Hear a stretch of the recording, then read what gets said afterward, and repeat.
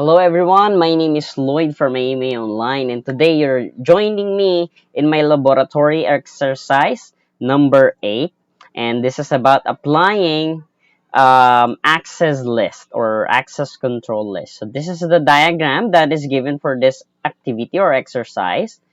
We got here 3 routers, 2 switches, we got 6 hosts with specific IP addresses. I skipped the part for setting up the IP address, and the basic configuration will be focusing more into the access lists. There you go. But here are the given criteria for this. So number one, host on router R3 should not be able to access host on R2. So saying host from here should not be able to access host here. If you will notice, let me show you. I was able to get into here. So this is 10.1.2.0 network. So I was able to go there for both of the networks.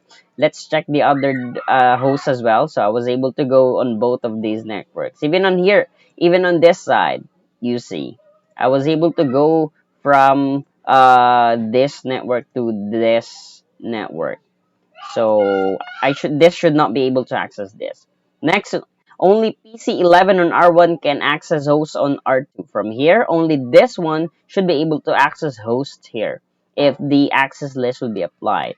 So all other communication is allowed after all of those criteria were met or seen, or were in order on the access list. Then all communication, all other traffic will be allowed. Then the last would be applying the access list both on the incoming port for both of these interfaces. So these are the configuration, and I have them um, on my notepad. So this is my configuration. And by the way, they were able to meet and they were able to see each other's routes because there is an OSPF set up on this. This is their that's the routing protocol that we put in there. So now let's apply these access lists on router 2. Let's see what it would do. Okay, let's see if that would make a difference. Let's say host on router 3 should not be able to access host on router 2. Now again, you see I was able to ping that earlier. Let's try again. Now, you see, it's being declined right now. Let's check this as well. It will be declined. Alright, so that's met. That is also met. You see? Alright. We'll be able to see that here with the use of a debug IPI SMP.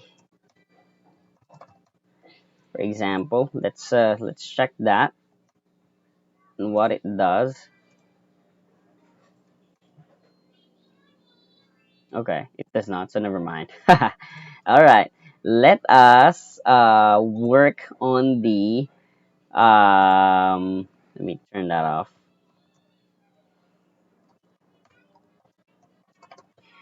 All right, let us check the other criteria. The other criteria says only PC11 on R1 can access host on R2. Let's try that. So only PC11 can access host on R2 side. So let's check if that is true. Let's try the first host. Okay, we were able to get into that point. All right, we're also able to do it. Let's try this one, if it would allow that traffic. You see, it's being unreachable.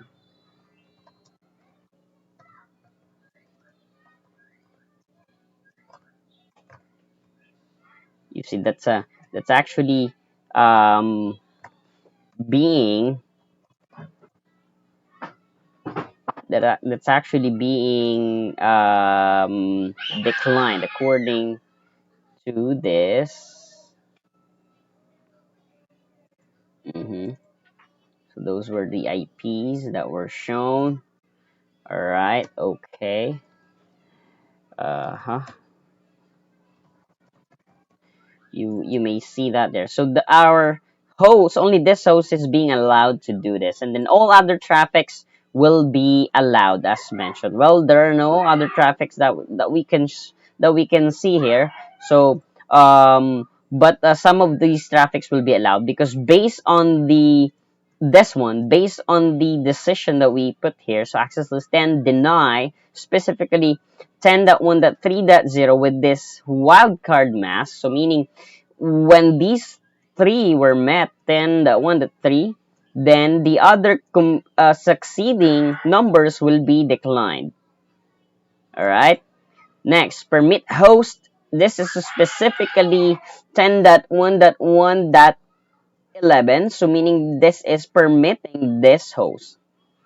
Next is deny 10.1.1.0. So when this is met, this would deny other traffic that may come in. If this one would ask it, then it will be declined. It may be confusing because if you will notice, we allowed it, then we denied it here, but we specifically allowed it here. So this is not gonna touch this one here. And then we permit any of the traffic again. Then I mean, if these were not met, it would permit it. Okay. Then anything that would come in from this interface and this interface will be allowed. All right. And that concludes my laboratory exercise for this week. I want to thank you for watching this video.